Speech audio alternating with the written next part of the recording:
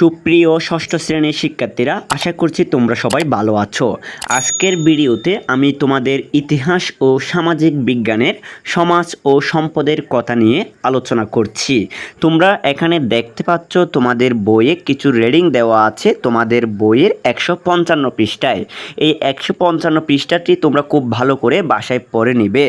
এরপরে 156 পৃষ্ঠায় তোমরা দেখতে পাচ্ছ আরও কিছু রিডিং দেওয়া আছে, রিডিংগুলো ভালো করে পড়ে নিবে। এরপরে তোমরা দেখতে পাচ্ছ, চলো আমরাও ওদের মতো করে চারপাশে ছড়িয়ে ছিটিয়ে থাকা প্রাকৃতিক সম্পদের উদাহরণ খুঁজে বের করি এবং নিচের ছকটি পূরণ করি। এখানে ক্রম দেওয়া আছে 1, 2, 3। প্রাকৃতিক সম্পদের নাম লিখতে হবে, কোথায় পাওয়া যায় তা লিখতে হবে। চলো আমরা এই উত্তরটি তোমরা কিভাবে লিখবে আমি তা তোমাদের দেখিয়ে দিচ্ছি। এই হলো তোমাদের উত্তর। এখানে দেখতে পাচ্ছ ক্রম 1, 2 এভাবে আমি দিয়েছি, নাম দিয়েছি, কোথায় পাওয়া যায় তা দিয়েছি। প্রথমে দিয়েছি পানি। পানি হচ্ছে পুকুর, নদী, সমুদ্র, খাল, বিলে পাওয়া যাবে। 2 হচ্ছে তামা, এটা পাওয়া যাবে মাটির নিচে। 3 লোহা, এটা পাওয়া যাবে মাটির নিচে। 4 দিয়েছি প্রাকৃতিক গ্যাস, এটা কোথায় পাওয়া যাবে মাটির নিচে। 5 গাছপালা, বাড়ির আশেপাশে বা রাস্তার পাশে গাছপালা পাওয়া যায়। 6 দিয়েছি বায়ু। বায়ু সর্বত্র বিরাজমান, পশু পাখি হচ্ছে বন জঙ্গল বা গৃহর মধ্যে পাওয়া যাবে। এরপরে আমি 8 দিয়েছি ধান, পাট, গম ইত্যাদি, এগুলো ক্ষেত এবং খামারে পাওয়া যাবে। 9 নম্বর দিয়েছি কয়লা, মাটির নিচে পাওয়া যাবে। 10 খনিজ তেল, এটাও মাটির নিচ থেকে পাওয়া যায়। 11 হচ্ছে সূর্যের আলো, সূর্য থেকে পাওয়া যায়, অর্থাৎ সূর্য থেকে আসে। এরপরে দিয়েছি 12 নম্বরে চুনা পাথর, মাটির নিচে পাওয়া যায়। তোমরা এখানে দেখতে পাচ্ছ আমি তোমাদের ক্রম 1 থেকে 12 পর্যন্ত দিয়েছি।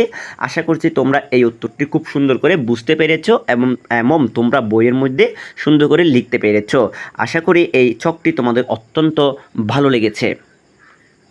এরপরে তোমরা দেখতে পাচ্ছ, এরপরে তোমাদের 156 পৃষ্ঠার পরে আরেকটি ছক পূরণ দেওয়া হয়েছে। এখানে বলা হয়েছে, চলো আমরাও ওদের মতো করে চারপাশে ছড়িয়ে ছিটিয়ে থাকা মানব সম্পদের উদাহরণ খুঁজে বের করি ও নিচের ছক পূরণ করি।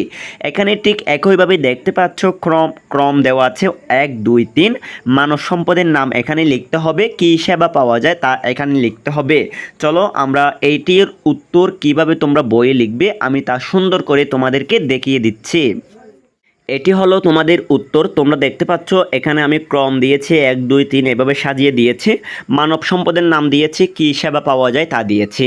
আমি প্রথমে দিয়েছি কৃষক, কৃষকের কারণে কী সেবা পাওয়া যাবে, কৃষি ফসল পাওয়া যায়। কামার, দা, কাস্তি ইত্যাদি পাওয়া যায়। শিক্ষক, শিক্ষা লাভ করা যায়। চিকিৎসক, চিকিৎসা পাওয়া যায়। গৃহকর্মী থেকে গৃহের বিভিন্ন কাজকর্ম করানো যায়। রিক্সাওয়ালা থেকে পরিবহন সেবা পাওয়া যায়।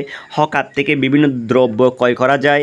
এরপরে দিয়েছি শ্রমিক, শ্রম পাওয়া যায়। বিজ্ঞানী, বিভিন্ন নতুন আবিষ্কার পাওয়া যায়।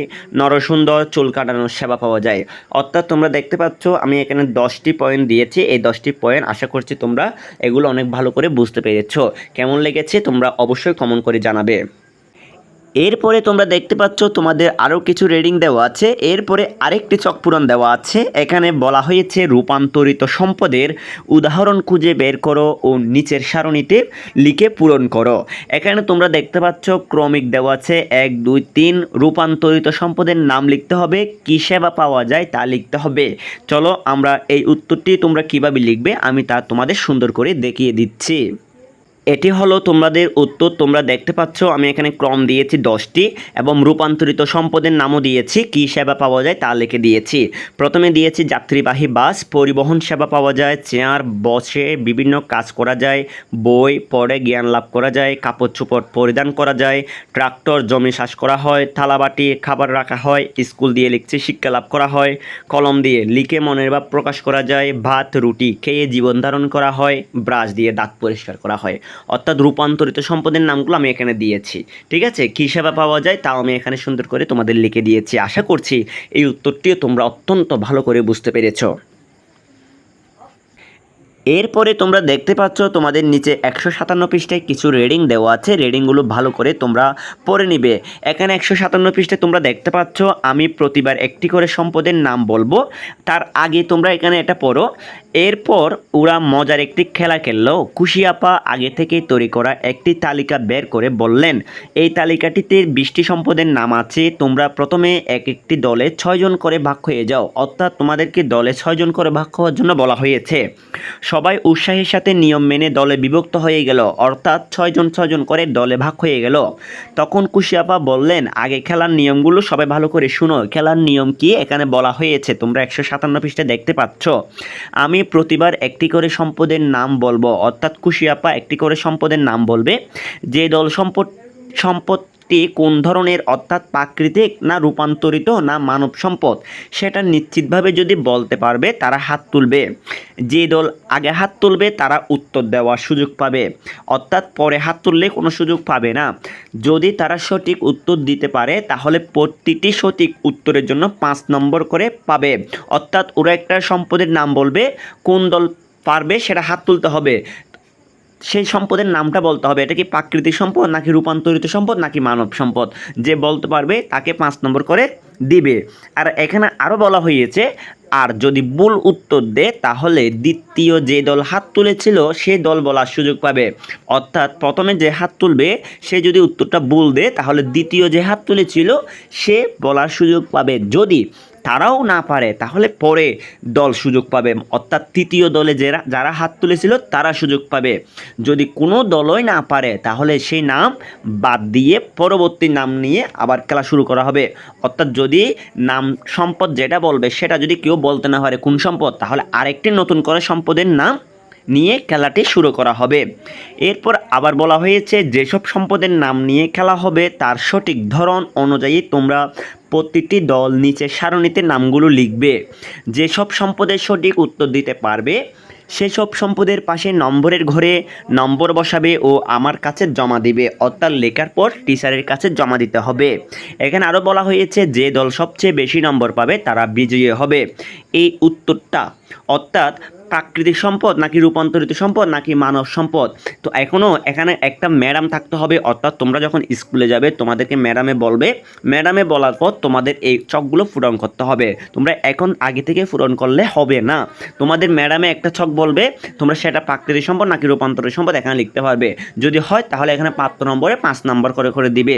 যদি তোমার মনে করো 3টা হয়েছে তাহলে 3 এ 5 কত হয়, 3 5 15 নম্বর হবে। বুঝতে পেরেছো? আশা করছি অনেক ভালো করে বুঝতে পেরেছো।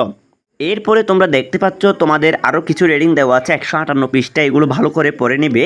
159 পৃষ্ঠায় তোমরা দেখতে পাচ্ছ বাজার দ্রব্য পণ্য সম্পর্কে কিছু রেডিং দেওয়া আছে। রেডিংগুলো খুব ভালো করে তোমরা 159 পৃষ্ঠাটি ক্লিয়ার করে নেবে।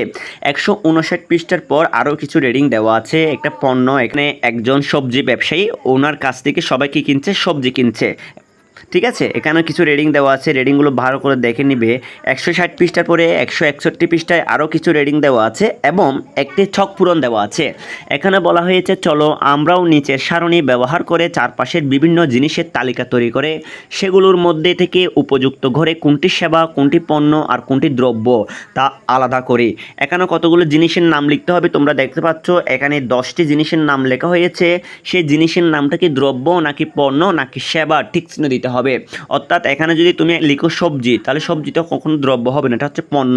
তাহলে এখানে পণ্যের মধ্যে ঠিক চিহ্ন দিতে হবে। এরকম করে করে আমাদের নামগুলো লিখতে হবে। চলো এই উত্তরটি তোমরা কিভাবে লিখবে আমি তোমাদের খুব সুন্দর করে তা দেখিয়ে দিচ্ছি। এটি হলো তোমাদের উত্তর। তোমরা দেখতে পাচ্ছ আমি প্রথমে দিয়েছি ক্রম 1 নম্বরে জিনিসের নাম এবং দ্রব্য, পণ্য, সেবা। প্রথমে দিয়েছি আমার মায়ের বানানো সোয়েটার, এটা হচ্ছে একটা দ্রব্য, সেজন্য আমি দ্রব্যের মধ্যে ঠিক চিহ্ন দিয়েছি। 2 দিয়েছি দোকানে সাজানো পোশাক, এটা হচ্ছে একটা পণ্য, সেজন্য পণ্য ঠিক চিহ্ন দিয়েছি।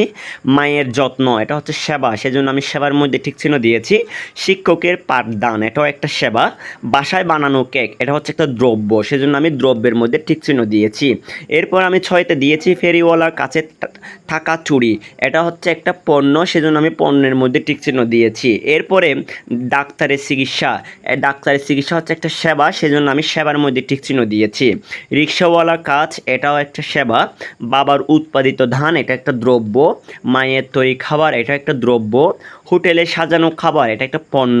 খাবার পরিবেশন করা, এটা একটা সেবা, সেই জন্য আমি সেবার মধ্যে হলে সেবা টিক চিহ্ন দিচ্ছি, পণ্য হলে পণ্যের মধ্যে দিচ্ছি, দ্রব্য হলে দ্রব্যের অঙ্কর মধ্যে দিচ্ছি। আশা করছি আমি এখানে 12টি পয়েন্ট লিখে দিয়েছি। এই 12টি পয়েন্ট তোমরা খুব সুন্দর করে বুঝতে পেরেছো এবং তোমাদের এই ছক পূরণটি অত্যন্ত ভালো লেগেছে। এরপরে তোমরা দেখতে পাচ্ছ তোমাদের 161 পৃষ্ঠার পর 162 পৃষ্ঠায় আরেকটি ছক পূরণ দেওয়া হয়েছে। এখানে বলা হয়েছে সবাই নিচের সারণী ব্যবহার করে তালিকাটি তৈরি করো। এখানে 1, 2 দেওয়া আছে বিস্কুট আর ডিম, এগুলো হচ্ছে পণ্য এবং দ্রব্যের নাম। এগুলো কোথায় তৈরি হয়? বিস্কুট তৈরি হয় কারখানার মধ্যে, ডিম তৈরি হয় মুরগির খামারে। এরপরে 3, 4, 5 আমি তোমাদের অনেকগুলো নাম দিচ্ছি, তোমরা এখান থেকে যেগুলো ইচ্ছা সেগুলো লিখতে পারবে এবং টিচারও যদি তোমাদের বলে আরও কিছু অতিরিক্ত বলো তাহলে তোমরা বলতে পারবে। তার সুবিধার জন্য আমি তোমাদের অনেকগুলো দিচ্ছি, তোমরা দেখে নাও কিভাবে লিখবে, কিভাবে এগুলো তোমরা স্কুলের মধ্যে উপস্থাপনা করবে। এটি হলো তোমাদের উত্তর। তোমরা দেখতে পাচ্ছ আমি এখানে ক্রম দিয়েছি 7টি পণ্য বা দ্রব্যের নাম দিয়েছি। প্রথমে বিস্কুট এবং ডিম এখানে দেওয়া ছিল। কোথায় তৈরি হয়? প্রথম 2টে দেওয়া ছিল বইয়ে। বিস্কুট তৈরি হয় কারখানা, ডিম তৈরি হয় মুরগির খামার। মাংস কোথায় তৈরি হয়? খামারে। খেলনার জিনিস কোথায় তৈরি হয়? কারখানা, কারখানার মধ্যে খেলনার জিনিস তৈরি হয়। চাল, ডাল, সবজি তৈরি হয় ক্ষেত। দুধ তৈরি হয় গরুর খামারে। রান্না করা খাবার তৈরি হয় রান্নাঘরে। আশা করি তোমরা এই উত্তরটিও খুব সুন্দর করে বুঝতে পেরেছ। এরপরে তোমরা দেখতে পাচ্ছ তোমাদের আরও কিছু রেডিং দেওয়া আছে। নিচে কারখানা পরিদর্শন 162 পৃষ্ঠায় কারখানার পরিদর্শন সম্পর্কে দেওয়া আছে, এগুলো পড়ে নিবে। এবং 162 পৃষ্ঠার পর 163 পৃষ্ঠায় আরও কিছু রেডিং দেওয়া আছে, রেডিংগুলো অবশ্যই তোমরা ভালো করে পড়ে নিবে। 163 পৃষ্ঠার পর 164 পৃষ্ঠায় কিছু রেডিং দেওয়া আছে, রেডিংগুলো ভালো করে তোমরা পড়ে নিবে। 164 পৃষ্ঠার পর 165 পৃষ্ঠায় আরও কিছু রেডিং দেওয়া আছে, রেডিংগুলো তোমরা ভালো করে বাসার মধ্যে বসে বসে পড়ে নিবে। আজকের ভিডিওতে আমি তোমাদের 165 পৃষ্ঠা পর্যন্ত আলোচনা করেছি, অর্থাৎ তোমাদের ইতিহাস ও সামাজিক বিজ্ঞানের 165 পৃষ্ঠা পর্যন্ত হচ্ছে তোমাদের সর্বশেষ পৃষ্ঠা। এরপর আর কোনো ছক পূরণ তোমাদের বইয়ে নাই। আজকের ভিডিওর মাধ্যমে আমরা ইতিহাস ও সামাজিক বিজ্ঞান বইটি শেষ করলাম। আশা করছি তোমরা ইতিহাস ও সামাজিক বিজ্ঞানের সমস্ত ছক পূরণ তোমরা বুঝতে পেরেছো এবং তোমরা অনেক আনন্দিত হয়েছো এবং তোমাদের এই উত্তরগুলো অনেক সহজ লেগেছে। তোমরা এখনও যারা আমাদের চ্যানেলটি সাবস্ক্রাইব করো নাই, অবশ্যই আমাদের চ্যানেলটি সাবস্ক্রাইব করে আমাদের পাশে থাকবে। সবাইকে অসংখ্য ধন্যবাদ জানিয়ে আজকে আমি আমার ভিডিওটি এখানে শেষ করছি। সবাই ভালো থেকো, সুস্থ থেকো, সবাইকে অসংখ্য ধন্যবাদ।